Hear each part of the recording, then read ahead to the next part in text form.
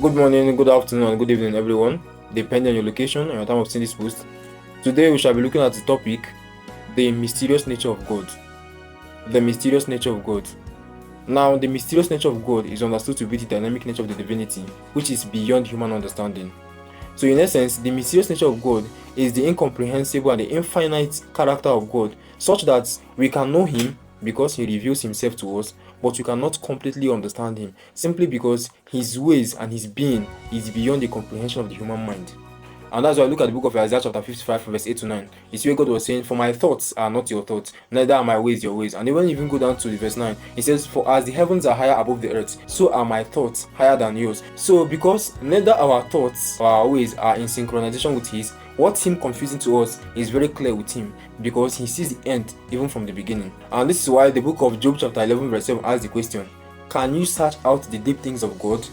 Can you find out the limits of the Almighty?" So, because we cannot find out the deep things about Him, His judgments are unsearchable. We can never understand His judgments. We can never understand His ways simply because we are not in the same class with Him. He is God. He is mighty, higher above everything that you could think of, including human beings too. As noted in the book of Romans chapter 11 verse 33, how unsearchable are your judgments? God's judgments are unsearchable, right? We cannot really comprehend. It's not like a normal Lego court where you see, oh, according to section this, according to the subsection that is stated, everybody knows it, you understand, you're able to find out where this law came from, where this person violated and stuff like that. That's not the same principle with God. His ways are higher than our ways. And that's why you might be pondering, why did God discipline some persons in the Bible and then spare others? You understand? A good example is the story of Uzzah, as recorded in the book of 2 Samuel chapter 6 from verse 1 to 7, and the case of Paul who persecuted the Christians, as recorded in the book of Acts chapter 7 verse 8. So for the case of Uzzah was trying to help the ark from falling, since the camel that was carrying it somewhat stumbled. So at trying to help carry the ark of God so it doesn't fall, God struck him. Why? Because the ark is holy. So Uzzah himself is not supposed to do what to carry it. But humanly speaking, you could say that, oh, he's trying to help the ark from falling. Otherwise, he's actually doing the good thing. For me as a human being, I might say that, oh, for me, if I were to be God, I might not really struck him because he's trying to help or trying to prevent the ark from falling. Yes, which is actually the right thing. But then you see, he got struck.